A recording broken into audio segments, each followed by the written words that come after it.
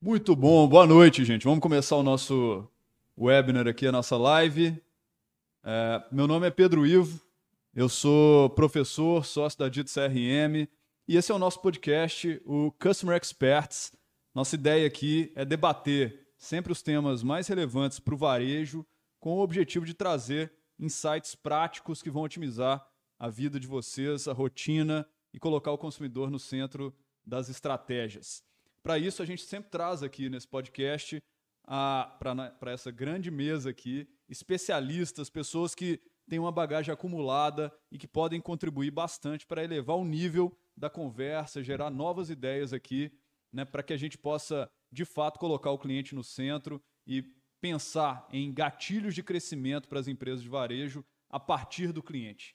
E hoje eu tenho o prazer aqui, como vocês podem ver, estamos num lugar muito especial, na sede da Métricas Boss, aqui no Rio de Janeiro, um escritório maravilhoso que eles têm aqui na Barra, e a gente está usufruindo de toda essa estrutura aqui para trazer o Customer Experts para você, que geralmente é gravado em São Paulo, hoje diretamente aqui do Rio de Janeiro, para que a gente tenha esse papo aqui com nada mais, nada menos do que o fundador e CEO da Métricas Boss, meu amigo, tenho o prazer de chamar de amigo, o grande, o inenarrável Gustavo Esteves. Gustavo, cara, nem sei como te agradecer pelo espaço e pelo seu valioso tempo de você estar aqui nos ajudando, cara, a contribuir com o desenvolvimento de mercado de varejo. Obrigado mesmo por ter aceito o convite e por ter cedido esse espaço maravilhoso aqui pra gente. Você tá louco, o espaço é de vocês e a honra é toda minha, pô. Pelo amor de Deus, tá aqui nesse... Já tinha te dado um alô no WhatsApp, falei, pô, absurdo, hein? Você tá com Customer Experts aí, eu não falei ainda nesse podcast. Pô, o prazer é nosso de fazer você sair de BH pro Rio pra gravar só com a gente. Olha aí, que moral. Você grava em São Paulo, mas vem pro Rio pra gravar com a gente na nossa casa. Isso aí é muita moral, pô. Maravilhoso. Isso aí não é qualquer um que tem, não. Obrigado você, pô. Vai ser uma isso. honra estar aqui. Espero poder contribuir com a galera e ajudar a galera a falar um pouquinho mais sobre medição, mensuração, métricas e resultados. Não, sensacional. Tenho certeza que todo mundo conhece o Gustavo aqui, gente. Ele é um cara famoso, dá autógrafo aqui nas ruas do Rio de Janeiro. Mas, né, para quem não conhece, ele é o maior especialista em Web Analytics do Brasil, quiçá do mundo. É o cara que eu conheço, que mais entende do assunto. E a gente sempre troca muita ideia, né, entre a relação de Web Analytics com o CRM. Acho que tem muitas oportunidades aí pouco aproveitadas e o nosso objetivo aqui hoje é esse, né? Debater justamente essa relação, né, do Google Analytics com o CRM, analisar como os dados e os modelos de atribuição podem nos ajudar a mover o ponteiro de resultado das empresas. Gustavo, antes da gente entrar nos temas técnicos, né, e abordar esses assuntos, inclusive já queria abrir um parênteses aqui, né, agora aproveitando que todo mundo já está entrando aí na sala, gente, que se quiserem mandar um boa noite aí pelo chat, eu agradeço imensamente. E para dizer que o chat está aberto, né, o benefício da gente ter a participação ao vivo de vocês aqui é que a gente possa coletar essas contribuições que vão vir aqui através do chat. Já estou vendo ali o boa noite do Felipe Cordeiro, da Ellen Bonato, né, para que a gente consiga colocar aqui no debate. Então, se vocês tiverem dúvidas, quiserem contribuir aqui com comentários, fiquem à vontade para usar o nosso chat, ele está aberto para a participação de todos. Então, antes de entrar propriamente no debate, Gustavo, eu me sinto na obrigação, cara, eu sempre gosto de entrar nesse detalhe, né, da gente entender quem é Gustavo Esteves, de onde veio, né, para onde vai, né, como é que você entrou nesse mundo do Web Analytics, cara. Dá uma breve apresentação, uma breve introdução aí do seu perfil, que eu acho que é legal de todo mundo conhecer também a sua trajetória. Pô, acho que caí de uma maneira muito diferente do que muita gente, né? Hoje eu vejo pessoas se especializando em CRM desde então estudando isso, especializando em Analytics desde então estudando isso, mas não foi o meu caso. Eu sou formado em Escola Técnica de Eletrônica e Computação Lógica. E no primeiro ano da escola, para quem não conhece escola técnica, né, você tem que fazer horas de estágio para poder se formar. E eu não queria lidar com pessoas, Pedro Ivo, só para vocês entenderem.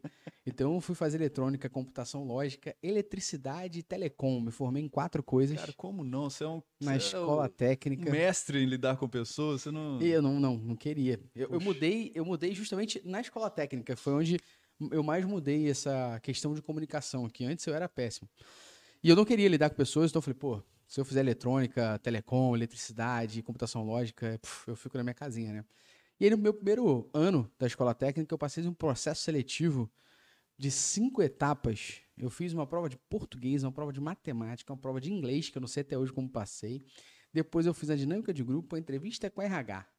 Depois dessas 5 etapas, eu passei para trabalhar como estagiário do back-office da área de recuperação de vendas da Americanas.com, que há 20 anos atrás recuperava 1,5 milhão por mês, só com a área de RecV. E ali eu caí no mundo do e-commerce, no mundo da análise, eu comecei a me ver planilhando, fazendo PROC-V, macro, do nada. E eu falei assim, pô, eu gosto dessa parada, hein? Porque ao mesmo tempo que eu lido com pessoas para falar sobre números, eu também tenho meus momentos aqui parado, analisando e me dedicando a tempo em entender o que está acontecendo, esses comportamentos aqui por trás. E ali, com 16 anos, eu comecei a trabalhar na Americanas e comecei a galgar essa minha área. Depois eu passei por algumas empresas, fiz faculdade de publicidade e propaganda, fiz MBA, fiz pós-graduação, até que eu comecei a trabalhar na empresas aqui do Rio de Janeiro, Compra Fácil, Líder Magazine, bem famosa aqui no Rio. E depois fui trabalhar numa agência como coordenador / gerente ali de marketing digital. E um belo dia saí da agência e falei pro meu sócio, Luciano, CTO e sócio aqui da Metrics, falei, Luciano, vamos montar uma parada junto, vamos fazer. O Phil, que foi o nosso primeiro funcionário, me arrumou um template de WordPress. O Luciano subiu no servidor dele o blog e até então eu estava dedicado a fazer a Métricas Boss existir. E o que era Métricas Boas? Um blog. Nada mais do que isso. Então a gente começou a escrever conteúdo. Da noite pro dia, escrevi 10 artigos que estavam na minha cabeça.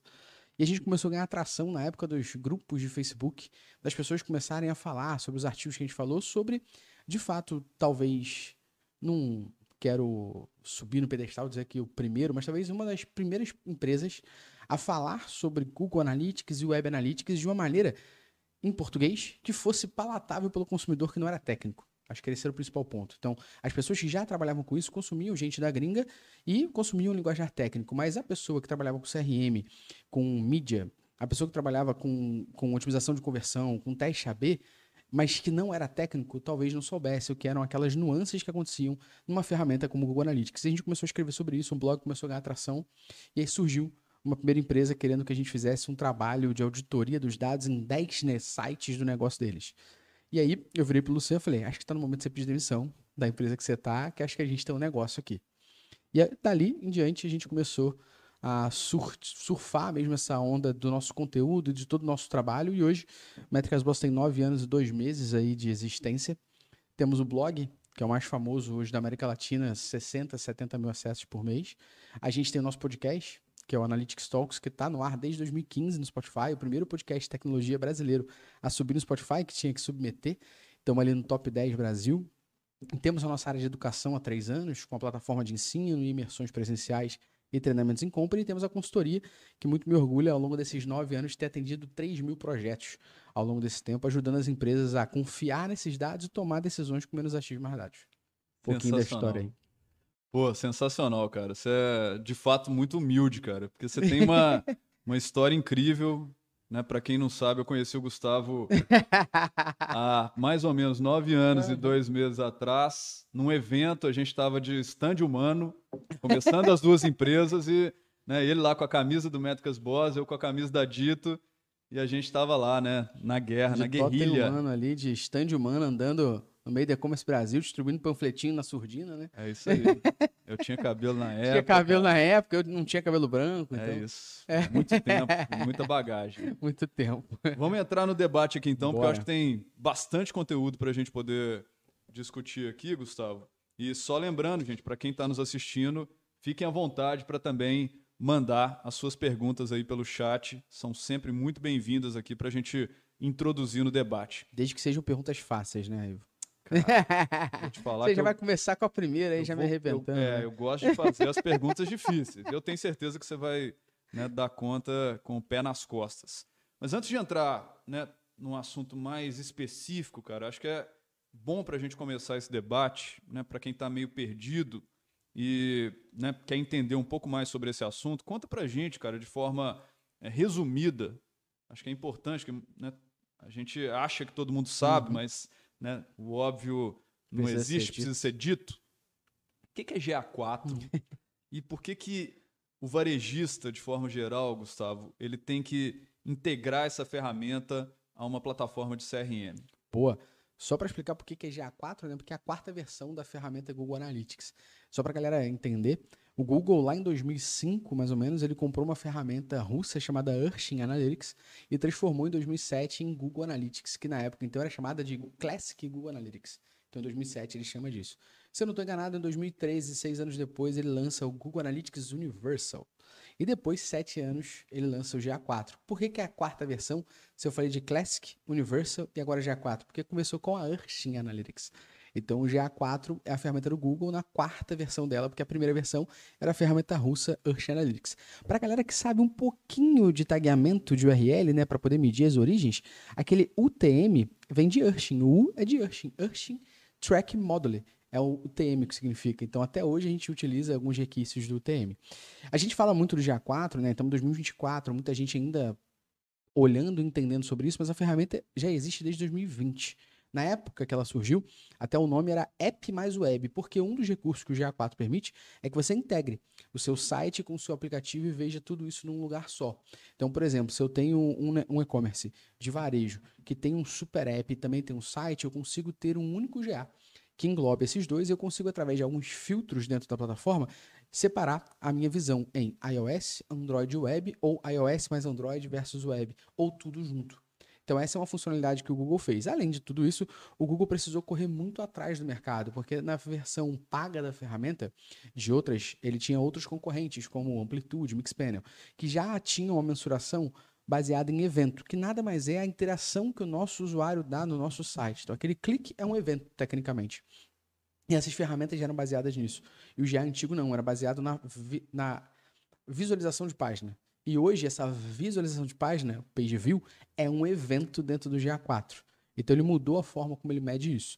Por que é importante a gente entender e usar o GA4? Eu diria que são dois motivos. Motivo número 1 é que se você tem qualquer coisa online, você precisa medir, tem algum objetivo por trás. E aí a primeira coisa é que o GA vai te ajudar a medir o que acontece no teu site. Esse é um ponto. E por que integrar com uma ferramenta de CRM? Eu brinco muito sobre por que a gente tenta cunhar na Métricas Boas o termo Digital Analytics e Web Analytics. Porque não é BI, né? BI é Business Intelligence, então é negócio. Digital Analytics, Web Analytics é site e app. Então o que você vai entender no Google Analytics? Você vai entender como está o teu site e app, conversão, página e tal. O que você vai fazer no CRM? Dar vida a seus consumidores, que o GA4 nunca vai entender.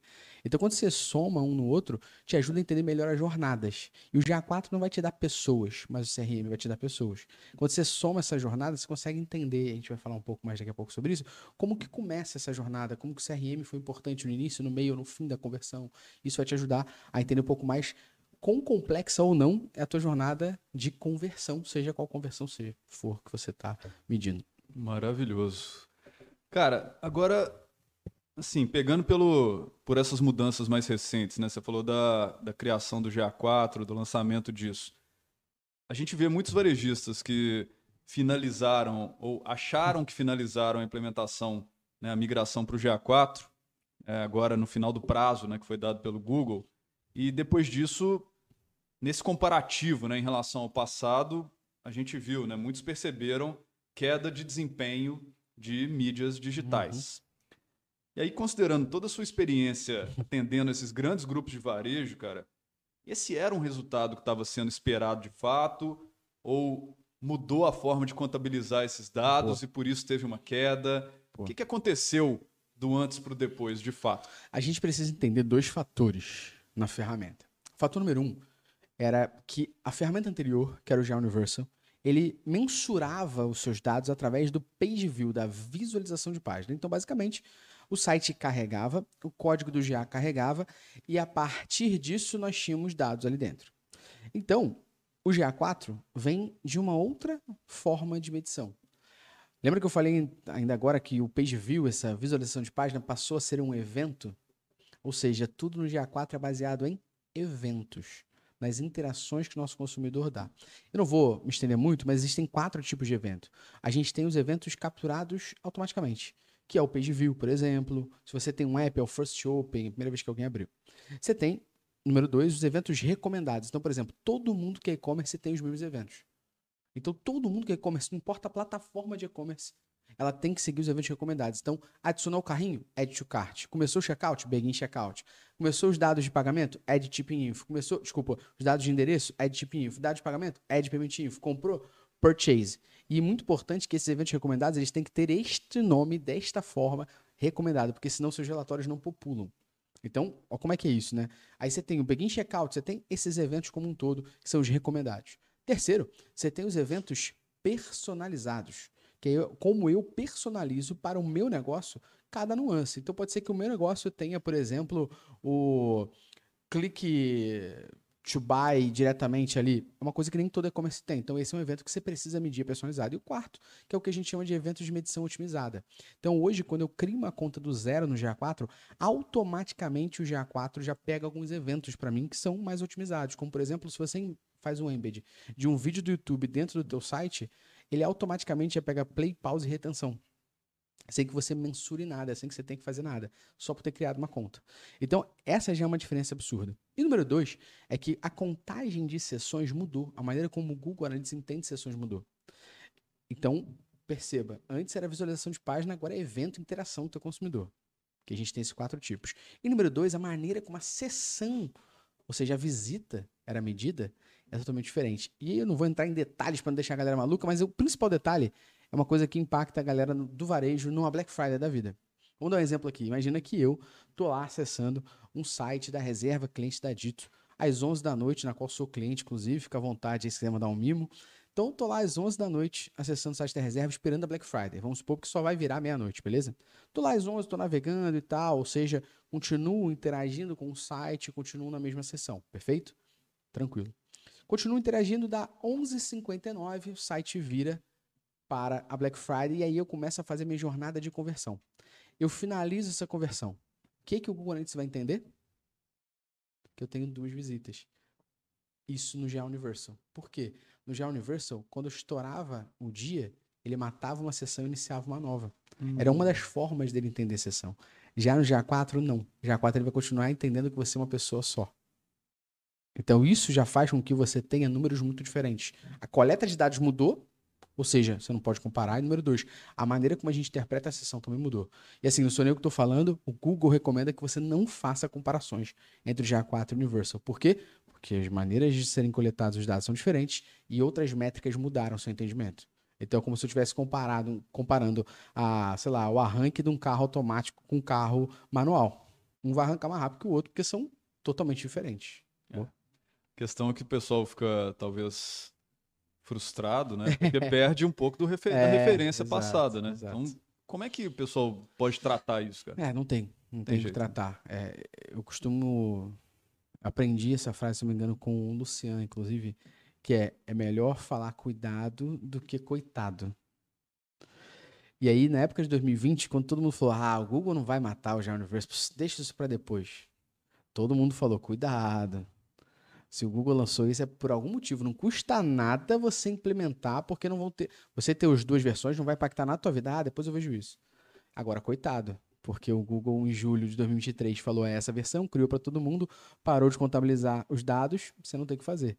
Então, por exemplo, a galera que... Eu ainda acho que o Google fez uma coisa interessante, que foi criar automaticamente o GA4 para todo mundo em julho de 2023. Por quê? Porque Black Friday de 23 você tem os dados lá.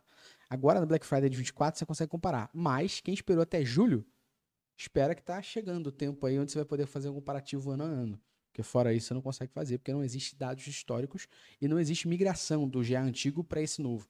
Por que não existe, Gustavo? Porque a forma de mensurar os dados é totalmente diferente, não faz sentido você misturar um com o outro. É a mesma coisa que eu analisar dados de 2 plataformas diferentes, é a mesma coisa que eu analisar dados de 2 balanças diferentes, não faz sentido, né? Tem que escolher uma ferramenta e entender que aquela é a versão final. Perfeito. Riquíssimo. Pessoal, quem está nos ouvindo aí ou está nos assistindo, né, fiquem à vontade para mandar suas perguntas, dar o boa noite aí pelo chat. Já queria dar também o boa noite aqui para Amanda Vieira, para o Robson Andrade, que mandou também mensagem aí. Daqui a pouco eu vou coletar essas perguntas que estão sendo enviadas aqui para a gente, passar diretamente para o Gustavo. Enquanto isso, eu tenho mais uma.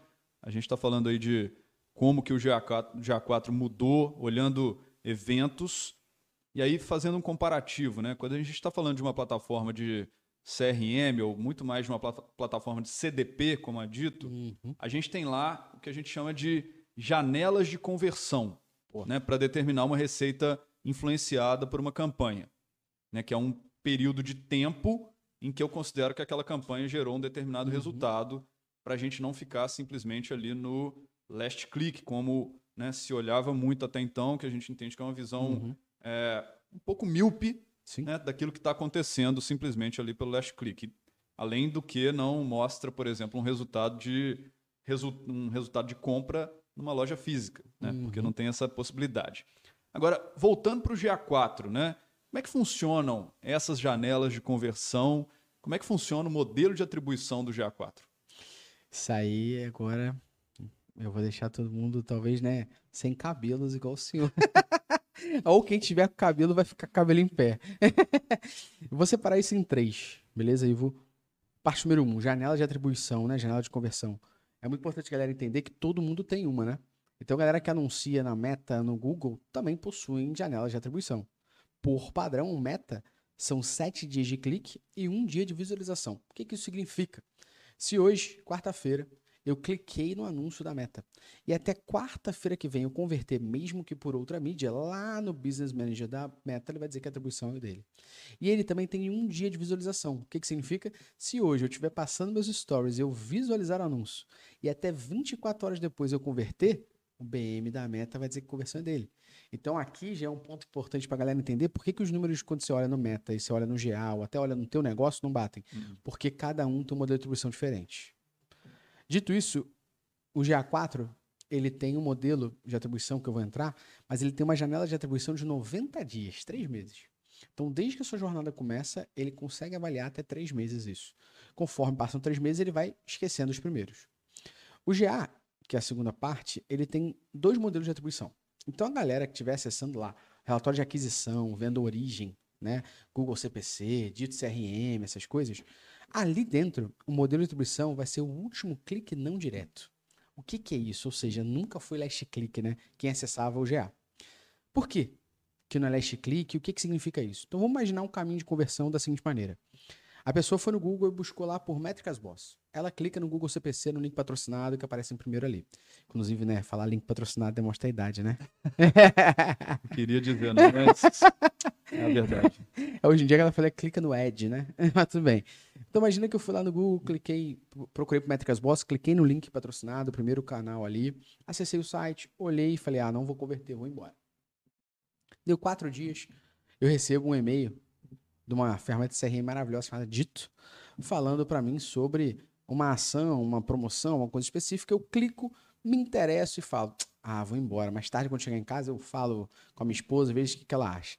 Chego em casa, minha esposa fala, faz o curso dos caras lá, é muito bom, para de muquiranagem, acessa logo aí. E aí, esse mesmo consumidor está usando o navegador do Chrome e ele abre lá o Chrome e começa a digitar Métricas Boss. Por já estar no histórico dele, o que o Chrome vai fazer? Vai sugerir uma URL que ele já navegou, que começa por essa parada. Ele vai ver Métricas Boss, vai dar Enter. O que ele acabou de gerar para dentro do canal da Métricas Boss? Um tráfego direto. Direct/known. Ou seja, ele acessou diretamente, sem passar por mídia. Então, quais são os 3 caminhos que a gente teve aqui? Google CPC, depois o Dito CRM, por último, Direct/known. Agora, quando esse usuário converter por este caminho Direct/known, o Google Analytics, se ele fosse last click, ele atribuiria a conversão para o Direct/known. Como ele é o último clique não direto, toda vez que o direto for o último canal, ele desconsidera, dando a conversão para o penúltimo. Então, nesse caso, de quem seria a conversão? Dito CRM. Vamos fazer um outro exemplo aqui. Imagina exatamente a mesma coisa. Google CPC, Dito, direto. E aí o cara falou, não, amanhã eu compro. Vou desistir. Foi ver o jogo do Galo. E aí, depois foi ver. Viu o jogo do Galo, ficou feliz que o Galo ganhou 3-2, falou, vou comprar. Mas já era dia seguinte. Ele acessa de novo, via direto e compra. De quem é a conversão nesse caso? Do direto. Por quê? Porque ele é o último clique não direto. Ele não exclui o direto sempre. Só exclui o direto quando ele é o último. Ou seja, aquela origem direct/non, ela só ganha conversão quando ela é a única e exclusiva origem da jornada de conversão do consumidor ou quando ela é a última e penúltima. Fora isso, ela não ganha. Isso se a gente estiver falando desse relatório. E existe um outro relatório que a gente vai entrar em mais detalhes aqui, que é mega importante para você analisar a jornada, que é um relatório que aqui no GA4 fica dentro de publicidade. Quando você clica em publicidade, tem uma aba lá chamada Melhores Caminhos de Conversão.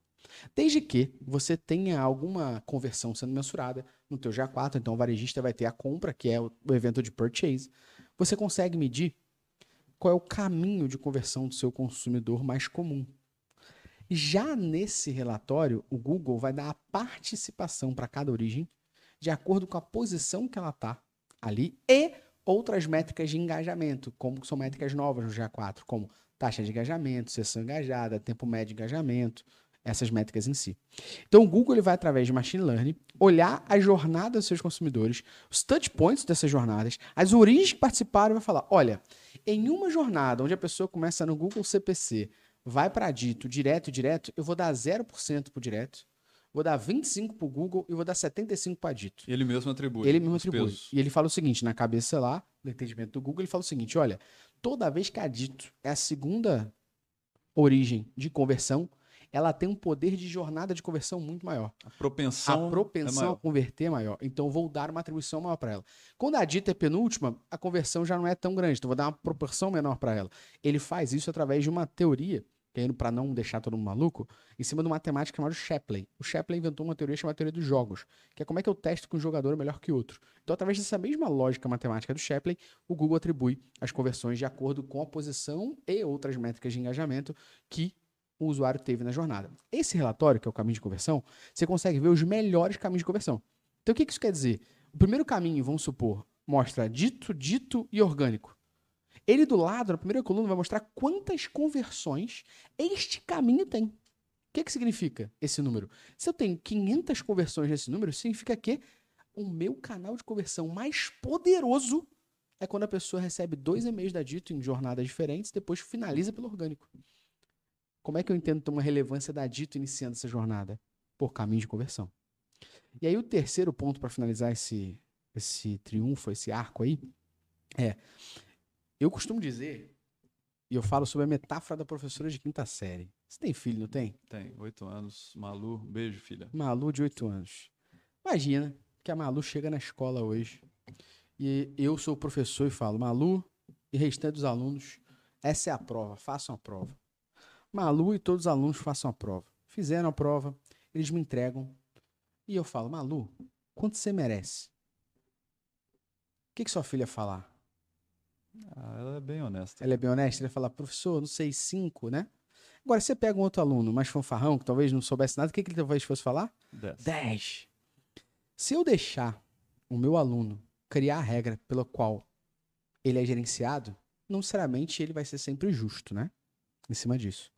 Então, quando a gente está falando de ferramentas de análise como a Dito, eu analisar todas as mídias pela mesma ótica é o ideal. Por quê? Porque eu crio regras que façam todo mundo ser analisado pela mesma ótica e não deixar o Meta falar qual é a dela, Google falar qual é a dela, Criteo falar qual é a dela. Por quê? Elas vão escolher o que é melhor para elas, não para o negócio. Então, por que existe um professor de 5ª série? Porque ele tem uma regra que ele aplica para todo mundo que fez a prova. De acordo com aquelas regras, é que ele dá nota 5, 10, 7, 8, 9. Sim. Então, para mim, o modelo de atribuição, numa ferramenta como a Dito, numa ferramenta como o Google Analytics e tal, é você analisar todas as mídias que geraram tráfego para o teu site pela mesma ótica. Desde que a gente esteja falando de site.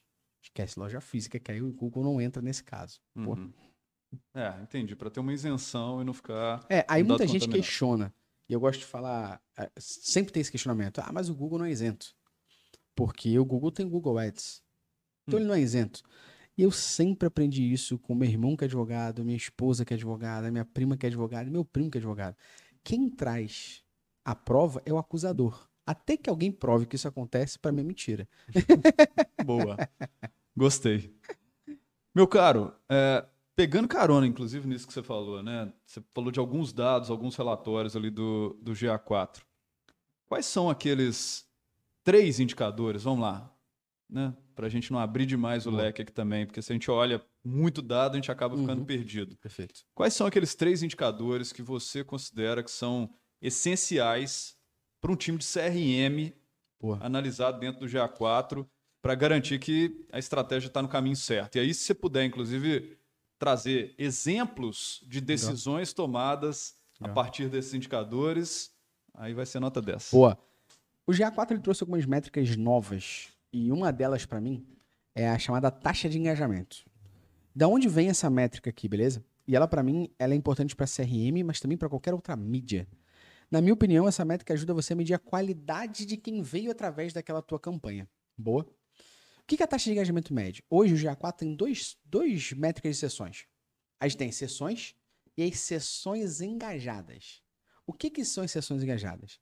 Toda vez que o nosso usuário está no nosso site ou no nosso app e ele fica mais do que 10 segundos com o site ou app aberto em primeiro plano ou gera uma conversão, o Google entende que aquilo é uma sessão engajada.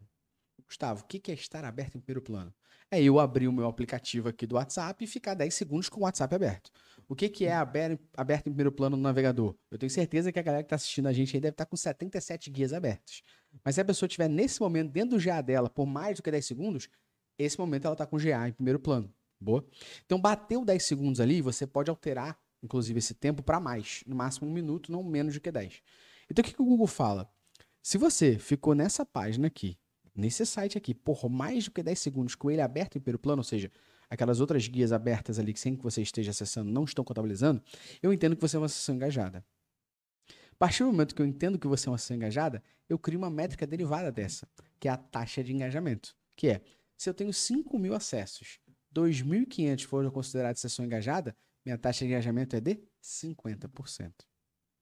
Por que essa métrica para mim é relevante e como ela ajuda a gente a tomar decisões? Taxa de engajamento vai medir a qualidade de quem vê através daquela campanha.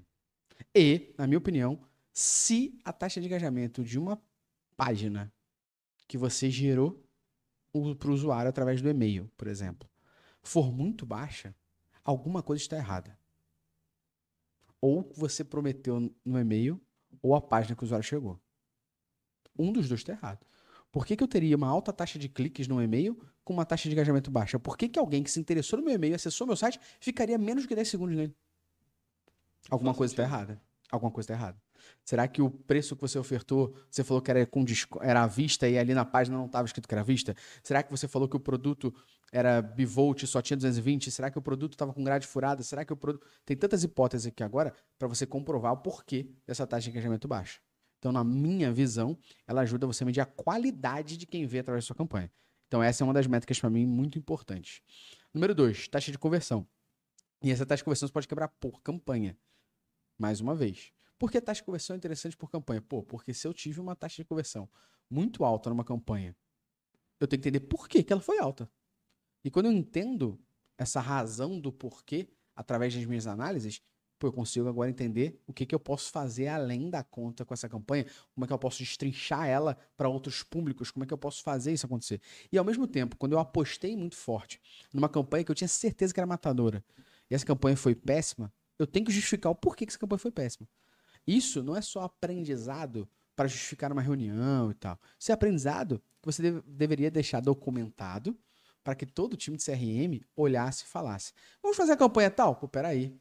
Em abril de 24 a gente fez. A gente está em junho. E vamos ver o resultado dessa campanha em abril de 24? Tantas pessoas receberam e-mail, a taxa de abertura foi tanto, a taxa de clique foi tanto, a gente vendeu tanto, a taxa de conversão foi tanto. Ué, por que a taxa de conversão foi tão baixa? Já está justificado ali embaixo, você já aprendeu com isso, você vai fazer essa campanha de novo? Ou você vai mudar, vai fazer uma adaptação dela. Então, para mim, a taxa de conversão analisada dessa maneira, ela é uma métrica que pode te auxiliar demais. E por último, para mim, o que eu entendo que pode ser relevante para a galera de CRM aprender é pegar essas duas métricas e fazer comparativo. Aí eu diria isso. Que é você pegar a taxa de engajamento, pegar a taxa de conversão, até o próprio ticket médio e fazer um comparativo. Como é que é a taxa de engajamento com a origem de CRM versus o Google orgânico? Versus direto, versus Google Ads. Essa comparação vai fazer você entender, por exemplo, e comprovar algumas coisas. Todos nós falamos que quem vem por e-mail é muito mais qualificado. Até que você prove que você pode fazer um comparativo com outras origens. Por quê? Na minha opinião, quem vem por orgânico também é mega qualificado. Porque eu nem tive estímulo para aquela pessoa. Ela que se estimulou a pesquisar e clicar sobre aquilo. Uhum. Então, por exemplo, eu posso partir do pressuposto e assumir que uma taxa de engajamento e uma taxa de conversão no e-mail estar próxima do orgânico é fuderoso. Porque o orgânico é a pessoa se estimulando a fazer e no e-mail é eu estimulando ela. Uhum. Então, se eu tenho essas taxas em paralelo, eu entendo que o meu e-mail é muito bom. Se eu não tenho, como é que eu posso chegar lá? O que, que a pessoa está fazendo no orgânico que pode me gerar insights aqui? Eu estou usando orgânico de exemplo, tá? Poderia ser outra mídia que você também está fazendo e comparando. E, ao mesmo tempo, o CRM pode servir de lição para a galera de performance. Se no CRM eu tenho campanhas que estão performando assim, assado, por que, que eu não estou fazendo elas no Meta? Por que, que eu não estou fazendo elas no Google? Por que, que eu não estou fazendo elas em outros canais? Eu posso beber dessa fonte ao contrário também. Perfeito. Vou agora coletar uma perguntinha ao vivo Boa. aqui, daquelas que não estavam no script, daquelas que você gosta, cara. Eu tenho certeza que você vai tirar de letra. A Gabriela mandou aqui pra gente, ó. Percebi que o agrupamento de canais Unassigned está com sessões e receita mais altas que outras mídias que geralmente performam bem. Tem alguma recomendação para diminuir que o tráfego fique preso nesse agrupamento? Qual é o nome dela? Gabriela, Gabriela, deixa eu te ajudar com isso de maneira pragmática, simples e fácil, hein? olhando no olho Olhando dela. no seu olho. O Unassigned é toda a origem que o Google não conseguiu identificar para agrupar. Então, o agrupamento de canais, para a galera entender, é o Google pega as origens e agrupa num canal. Então, por exemplo, ele tem um canal aí que ele vai chamar de Organic. Esse Organic Search, por exemplo, Organic Search, quem vai estar agrupado ali? Google, Bing, Ask, se tiver o Yahoo ainda, tá tudo agrupado dentro de um canal chamado Organic Search. Ele vai ter um outro canal chamado Page Search, que vai estar ali? Bing CPC, Google CPC. Ele vai ter um outro chamado E-mail, que vai estar ali? Dito CRM. Boa? Então, o que é um agrupamento de canais? Origens agrupadas. O que é o Unassigned? Tudo aquilo que ele não identificou. O que normalmente acaba no Unassigned? Um influenciador. SMS. Como é que você pode fazer isso? É muito legal, tá? Você não precisa mexer no canal padrão, mas lá dentro do GA4, em administrador, se você tiver a permissão de editor da conta, lá em administrador existe uma opção chamada canais. Quando você clica em canais dentro da sua propriedade, aparece lá o canal padrão e aparece um botãozinho em cima chamado criar canal. Você pode criar canal e automaticamente o Google mantém a lógica que ele vai ter. O que você pode fazer? Criar um canal novo. Então eu posso criar um canal chamado influenciadores.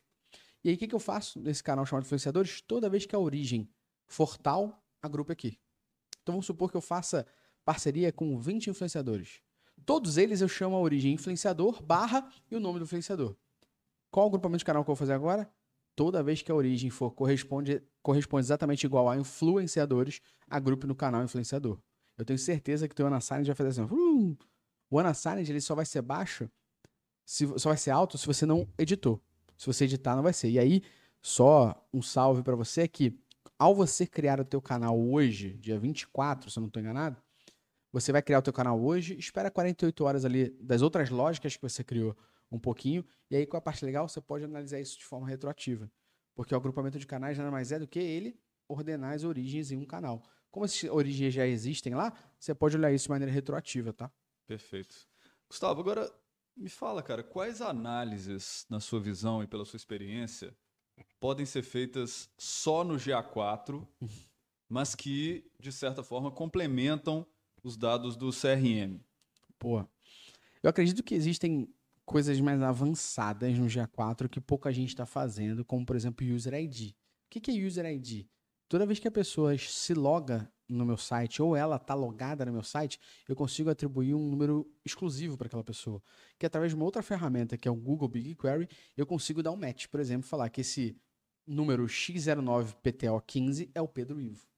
Então, qual a parte maneira? Eu consigo pegar informações do meu GA4 somadas com as informações do meu CRM e ver a jornada desses meus consumidores num lugar só. Isso é uma análise mais avançada para se fazer e pouca gente faz. Agora, análises mais tradicionais, que todo mundo pode ver ali. Para mim, tem uma hoje no GA4, que é na aba Analisar, que é onde a gente cria relatórios personalizados, o antigo do Universo. E ali tem vários relatórios que você pode fazer. Um deles, para mim, é o funil tradicional. E qual é a parte legal disso, Ivo? É que hoje eu não preciso saber o e-commerce de ninguém que está aí. Todo mundo tem os mesmos eventos recomendados. Add to cart, begin checkout, add chip info, add payment info, purchase. Então, todo mundo pode criar um funil de e-commerce igual. E qual é a parte legal? Eu consigo, então, segmentar. Crio o meu funil de e-commerce, segmento. Agora, como é o meu funil a partir do CRM? Como é o meu funil a partir do Google Ads? Como é o meu funil a partir do influenciador? Eu consigo beber dessas fontes de análise para tomar decisões. Um outro relatório que existe ali é o relatório de caminho de página, que é um relatório que no universo ninguém usava. Ele é um pouquinho mais chato, mas é um relatório que te ajuda, conforme você vai vendo as etapas, entendendo quais são os gargalos que você tem. Eu consigo botar o seguinte, ó, todo mundo que acessou meu site por Dito CRM, a primeira página que ele acessou. Qual foi a segunda? Qual foi a terceira? Qual foi a quarta? Qual a parte legal disso? É que você começa a ver gargalos. Você começa a ver um negócio vermelho saindo, você fala assim, ué, na terceira etapa, depois de acessar a página tal, todo mundo saiu. Por quê?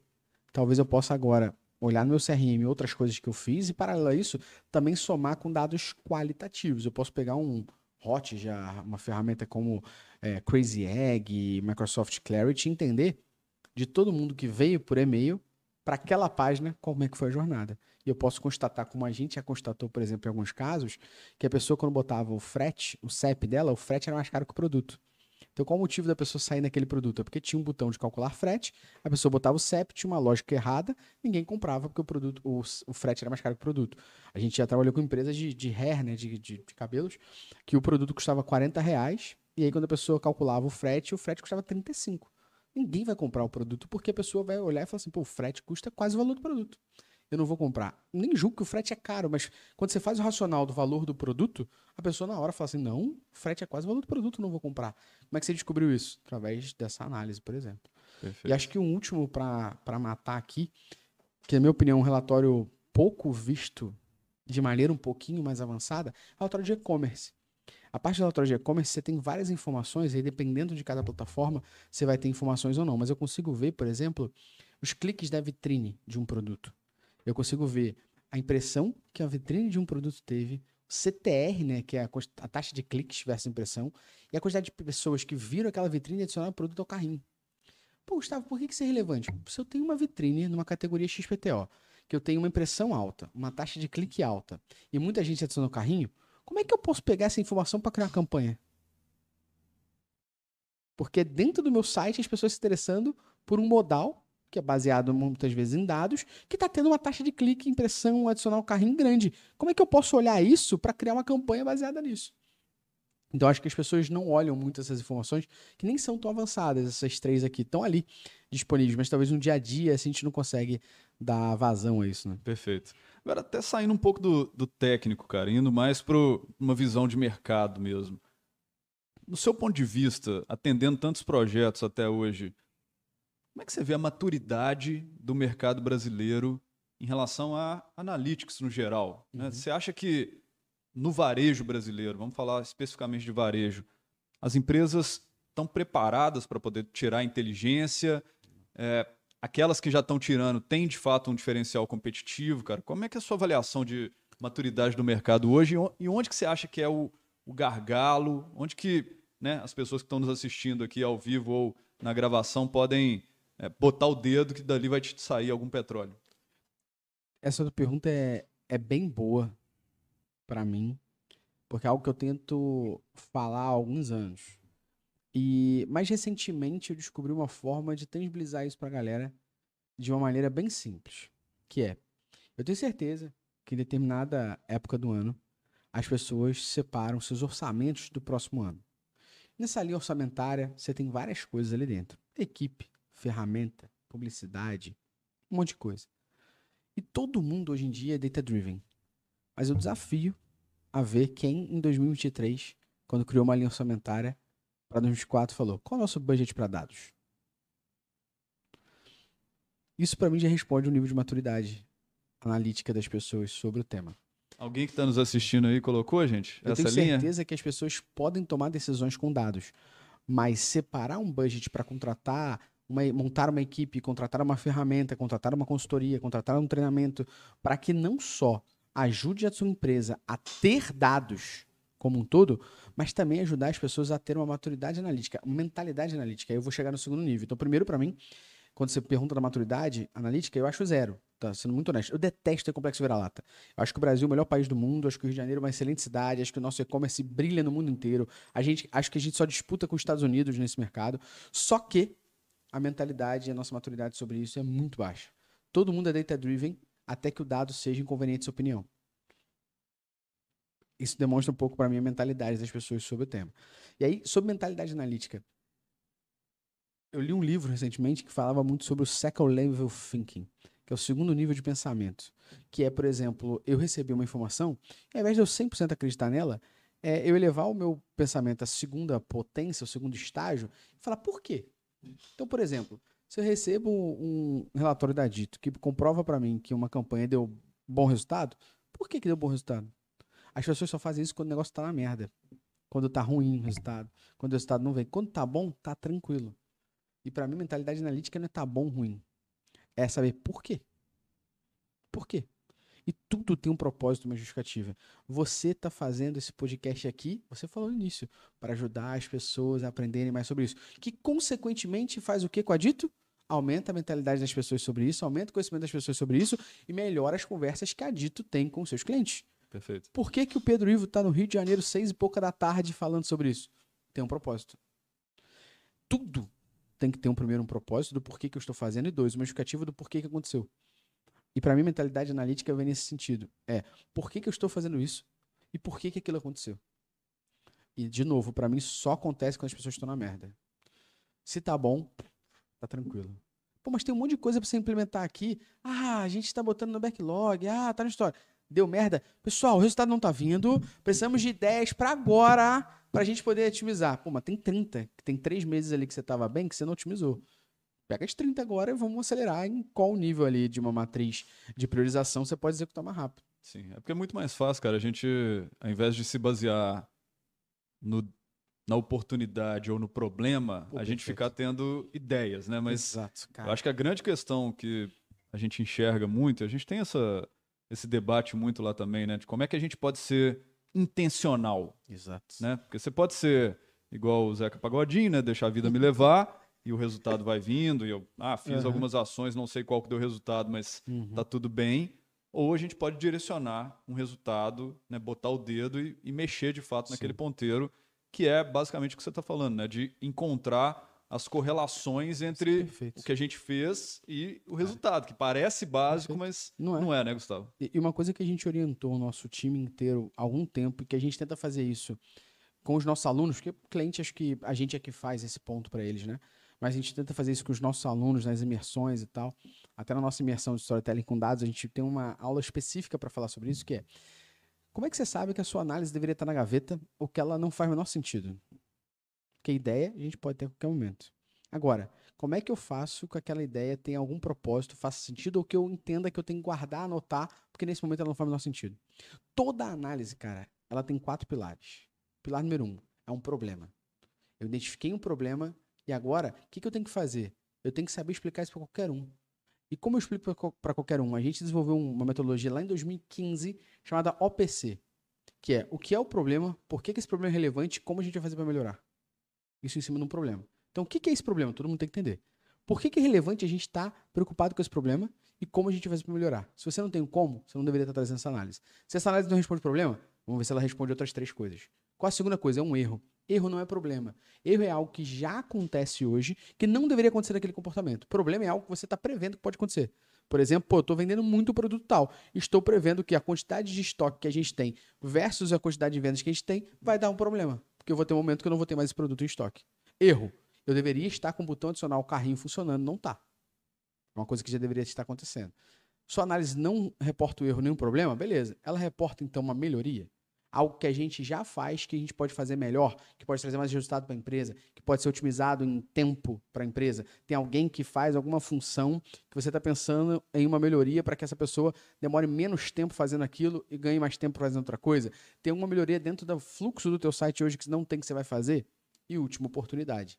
Que é, eu estou analisando que a gente tem uma oportunidade absurda de fazer um kit desses 2 produtos, porque as pessoas podem comprar, são complementares, e só quem descobre acha isso. Se a minha análise não é uma oportunidade, não é uma melhoria, não é um erro, não é um problema, guarda, porque ela não resolve nada. Perfeito. Cara, agora eu Vou te colocar numa situação aqui para você abrir a caixinha de ferramentas mesmo. Não precisa falar o nome da marca, mas eu queria te puxar da sua memória. Qual que é aquele caso Tá. que você tem mais orgulho de ter trabalhado? Aquele caso específico em que você aprofundou, fez os 5 porquês, né? Fez a metodologia, descobriu um gargalo, atuou em cima dela e mexeu o ponteiro do resultado. Aquele que você tem Pô. orgulho, aquele que você vai contar para seus filhos quando você os tiver. Cara, esse case eu tenho orgulho, porque... Vou falar dois, pode? Tem dois Pode. que eu tenho muito orgulho. E pra não parecer jabá e não mostrar que é de cliente, são cases que eu fiz na minha vida CLT. Então, o primeiro case foi quando eu trabalhei no comprafácil.com. E todo mundo deve lembrar, quem é antigo do e-commerce, que Buscapé... Você apontou pra mim, cara.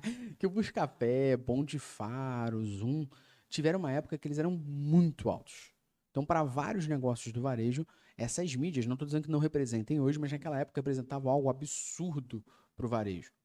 E nós tínhamos um problema no comprafácil.com que era o nosso preço ofertado no Buscapé era um preço que a pessoa só visualizava no carrinho de compras. Por quê? Nossa plataforma era própria e tinha essa vulnerabilidade. Então, a minha análise foi em cima do problema. Foi, por que que o meu produto ofertado é o preço do carrinho? Ah, porque isso chama mais atenção. Mas por que que eu faço dessa forma? Porque mais gente vem para o site. Por que que elas não compram? Porque elas não veem o produto. Por que que eu faço dessa maneira? Porque é uma vulnerabilidade do negócio. Por que que eu não faço de outra forma? Que forma? E foi o que a gente fez na época lá. Cara, eu botei um banner em cima do preço. Então, quando a pessoa clicava no Buscapé, via o nosso preço, clicava, ia pro e-commerce, pra página, aparecia o produto, em cima do botão comprar e do preço aparecia um bannerzinho minúsculo que eu fiz mesmo, tá? Escrito, valor promocional visualizado apenas no carrinho de compras. A pessoa apertava o X, via o valor errado, clicava em adicionar o carrinho, ia pro carrinho, o valor estava certo. Saímos de uma taxa de conversão de 1,85 para 5,90. Uau. Funcionalidade mais boba possível. Isso me gerou um grande argumento para chegar na reunião com o time de TI e falar, pelo amor de Deus, gente, nós somos o terceiro maior e-commerce do Brasil e a gente vai ficar botando banner no botão comprar por conta disso, vamos resolver. A priorização foi lá para cima porque trouxe muito dinheiro. A gente resolveu um problema e mostrou para eles a melhoria disso. Incrível. Um segundo, cara, que também é bem bacana, e aí acho que casa muito com o que você defende muito, né, Dito? Que é esse O2O offline com online, né? Eu trabalhei pra quem é do Rio, quem é carioca sabe que pro carioca só é Natal quando já é Natal na Líder, né? E eu trabalhei muito orgulhosamente lá durante 10 meses. E uma das questões que eu mais fazia no meu dia a dia, Ivo, era a gente trabalhava em Niterói em cima de uma loja Líder. E tradicionalmente as pessoas que vão de Niterói vão para Barca, elas passavam por essa loja Líder, por dentro dessa loja Líder, ficavam esperando o sinal fechar para ir para Barca. Então era um caminho, uma passagem. E o que eu fazia constantemente era entrar na loja e ver o que as pessoas estavam fazendo. E eu era o coordenador do e-commerce. Para mim isso era importante, o que eu falava, o mínimo que eu posso fazer é transmitir para a pessoa que teve a experiência na loja a mesma do online, porque a loja representa muito mais que o site, as lojas somadas. E as lojas têm o visual merchandising, né, o VM ali e tal. Cara, um belo dia eu vi que a vitrine da Líder tava cheia de skate. Era próximo dia, em setembro, o próximo dia das crianças. Então tinham pessoas com skate. Skate mesmo, produto skate. Skate mesmo, shape, rodinha, truck. Eu olhei aquilo e falei assim, pô, interessante. Aí entrei no nosso GA4, no GA Universal na época, e vi um relatório chamado Termos de Pesquisa, que os 5 termos mais pesquisados eram skate e suas variações. Então, skate de maneiras mais diferentes de serem pesquisadas.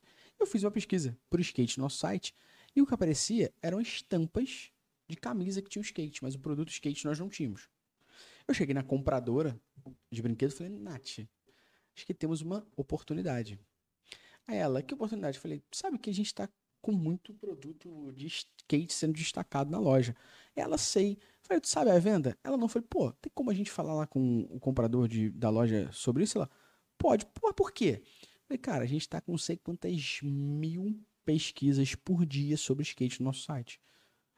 Se a gente mantiver a taxa de conversão que a gente tem no site, a gente tá falando de tantos R$ 1.000 de venda por dia.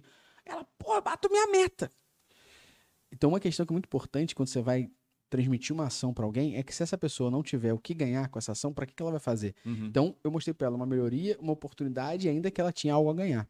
Fomos num comprador de loja física, o cara falou, temos muito produto de skate tá vendendo pra cacete, eu já comprei mais.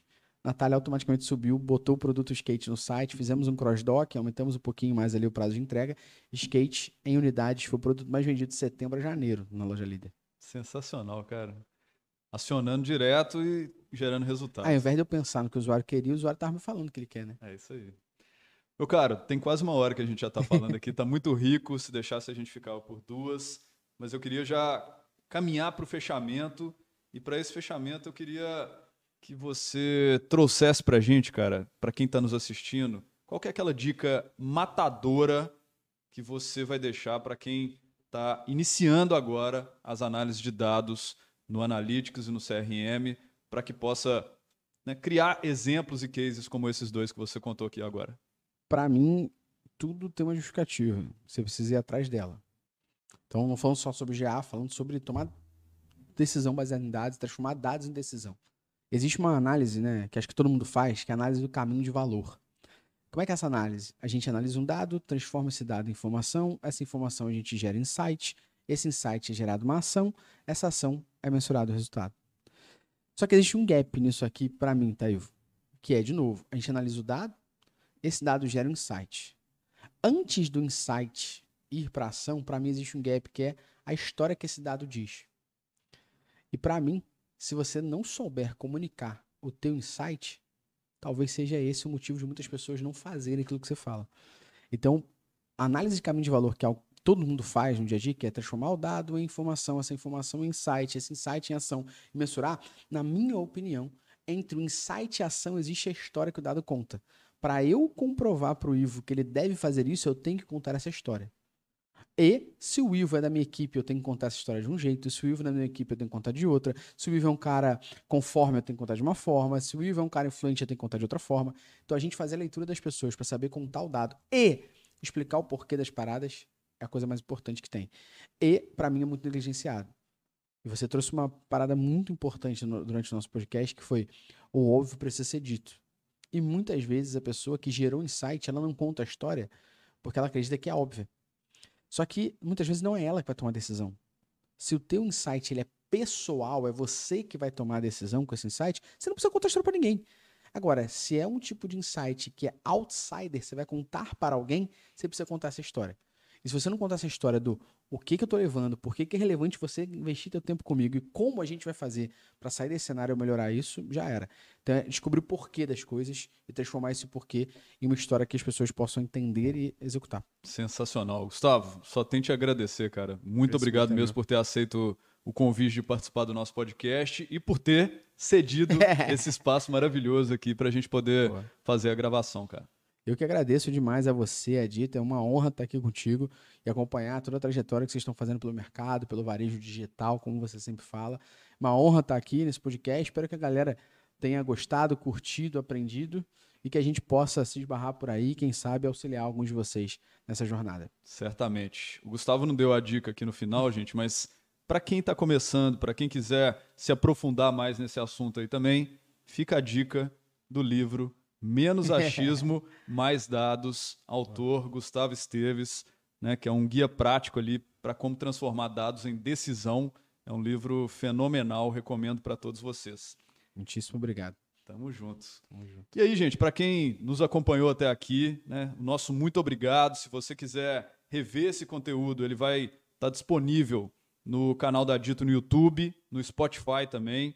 Vocês podem procurar lá pelo título desse episódio no Customer Experts. E para quem está assistindo a gravação, deixa aí o seu like, principalmente a opinião nos comentários a respeito do que vocês acharam desse bate-papo.